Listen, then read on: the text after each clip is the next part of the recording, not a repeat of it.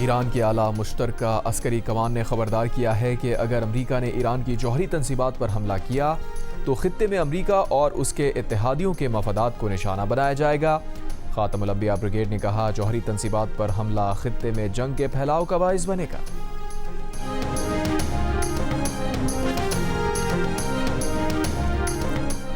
अमरीकी सदर ट्रंप ने नतंज के पहाड़ों में ईरानी एटमी मरकज़ पर हमले की धमकी दे दी। कहा, यह हमला जल्द होगा।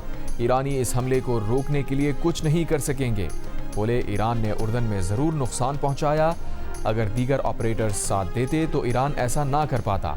व्हाइट हाउस में लबनानी सदर जोसेफ ऑन के साथ मुलाकात के मौके पर ट्रंप ने कहा, अगर लबनान के सदर चाहेंगे तो मैं हिजबुल्लाह से भी बात करूंगा। तमाम अमरीकी एयरलाइंस को लबनान के लिए बराह रास्त परवाज़ों की इजाज़त देने का ऐलान।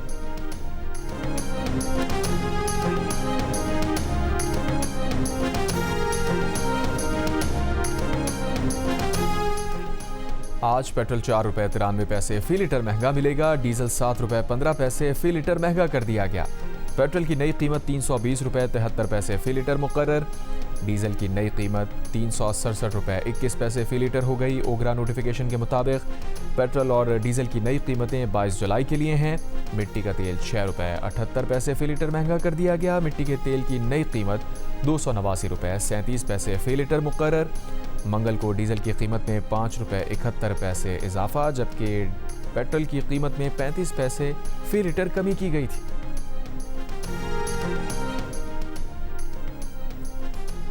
पेट्रोलियम मसनूआत की कीमतों में रोजाना रद्दबदल के फैसले पर हुकूमत और all Pakistan petrol pumps association के मुज़ाकरात नाकाम। All Pakistan petrol pumps association का 23 जुलाई रात 12 बजे से मुल्क भर में पेट्रोल पंप बंद करने का ऐलान। पेट्रोलियम डीलर्स की एग्जीक्यूटिव कमेटी का इजलास आज सुबह 11:30 बजे कराची में होगा। Committee all Pakistan petrol pumps association की हड़ताल में शामिल होने या ना होने से मुताल्लिक़ फैसला करेगी।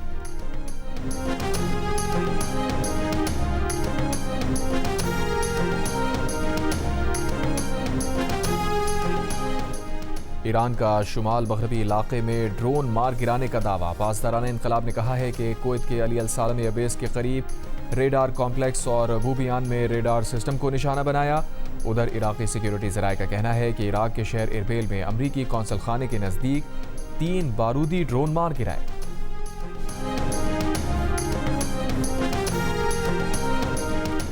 वज़ीर आज़म शहबाज शरीफ से ईरानी वज़ीर दाखिला इस्कंदर मोमिनी की मुलाकात। वज़ीर आज़म का खलीज में हालिया कशीदगी पर गहरी तशवीश का इजहार, तहम्मुल का मुजाहिरा करने पर जोर। इस्कंदर मोमिनी की फील्ड मार्शल आसिम मुनीर से भी मुलाकात हुई।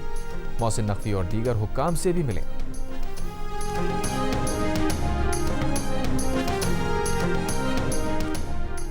ट्रंप इंतजामिया की ईरान के साथ बढ़ते तनाज़े के लिए कांग्रेस से तकरीबन 87 अरब डॉलर फंड्स की दरख्वास्त। अमरीकी वज़ीर जंग पीट हेग्सेथ ने कानून साजों को खुफिया ब्रीफिंग के बाद सेनेट कमेटी में फंडिंग की दरख्वास्त कर दी। ये भी बताया कि ईरान के साथ जंग पर अब तक 37.5 अरब डॉलर लागत आ चुकी है। कहा, फंडिंग ना दी गई तो ये मुल्क के लिए सबसे बड़ा खतरा होगा। अमरीका नहीं, ईरान इस तनाज़े का जिम्मेदार है। उधर वाशिंगटन पोस्ट ने दावा किया है कि ईरान के खिलाफ जंग के लिए अमरीकी फंड्स तेजी से ख़त्म हो रहे हैं।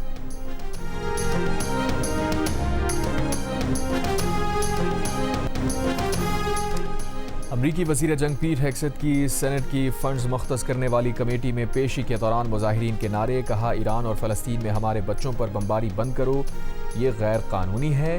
जंग ईरानी अवाम के खिलाफ है। तुम्हारे हाथ 17 अमरीकियों के खून से रंगे हैं।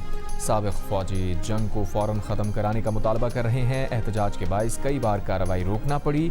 मुजाहिरीन ना रुके तो कमेटी चेयर को मुजाहिरीन को निकालने के लिए पुलिस बुलाना पड़ गई।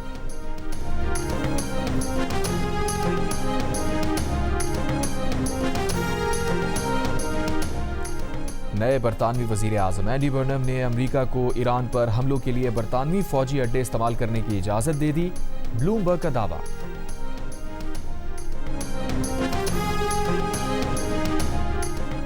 ईरान जंग में अमरीका को झोंकने वाला इसराइल खुद पीछे हो गया। इसराइली वज़ीर ख़जाना ने बयान दिया है कि उनका मुल्क इसराइल ईरान के खिलाफ अमरीकी फ़ौजी मुहिम में शामिल होने में कोई दिलचस्पी नहीं रखता।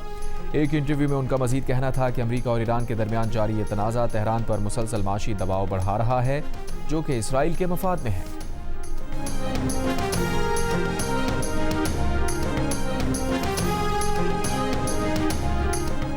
वफाकी वज़ीर ख़जाना मोहम्मद औरंगज़ेब की अमरीकी हम मनसब स्कॉट बेसेंट से वाशिंगटन में मुलाकात। माशी ताउन के फ़रोग़, अमरीकी सरमायाकारी में इजाफे और तस्वीराती मनसूबों की पेशरफ्त और गुफ्तगू। वज़ीर ख़जाना ने इलाकाई सूरत हाल के बायस मईशत पर मनफी असरात को भी उजागर किया।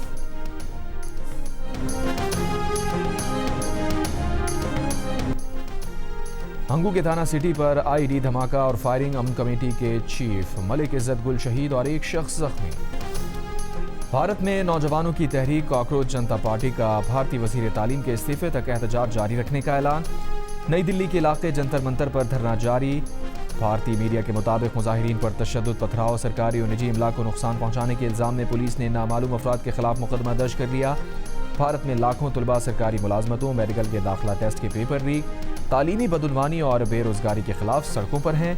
नौजवानों की तंजीम का कहना है गुज़श्ता रोज़ पार्लियामेंट जाने वाले नौजवानों पर लाठीचार्ज किया गया, उनके सर फाड़े गए। इस जुल्म की तवक्को नहीं थी।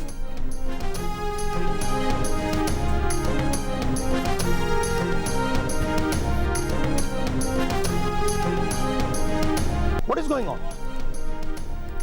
भारतीय ऑपोजिशन जमात कांग्रेस का भारतीय वज़ीर आज़म नरेंद्र मोदी के घर के बाहर धरना। नौजवानों पर लाठीचार्ज, शेलिंग और पुलिस तशद्दुद के खिलाफ शदीद एहतजाज। भारतीय वज़ीर आज़म नरेंद्र मोदी और वज़ीर दाखिला अमित शाह के इस्तीफों के नारे। कांग्रेस पार्टी के रहनुमा राहुल गांधी की गिरफ्तारी और कुछ घंटों बाद रिहाई।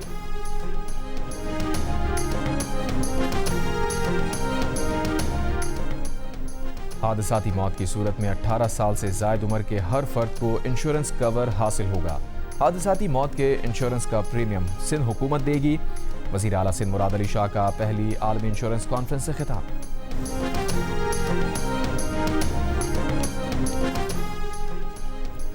कराची के वलीका अस्पताल में मजीद 16 बच्चों में HIV का इंकशाफ। मुहतसिब सिंध की ज़ेर सदारत इस केस की समाअत में बताया गया है कि बच्चों में HIV के मजीद केसेस का भी खदशा है।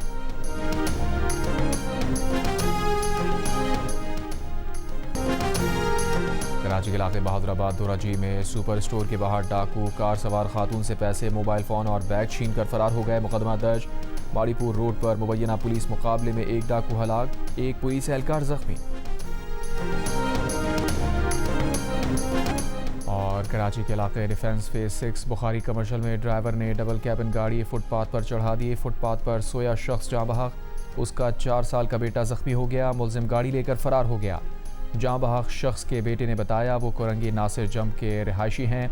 वालिद माजूर थे, कोई काम नहीं करते थे। 4 भाई फूल बेचकर घर चलाते हैं।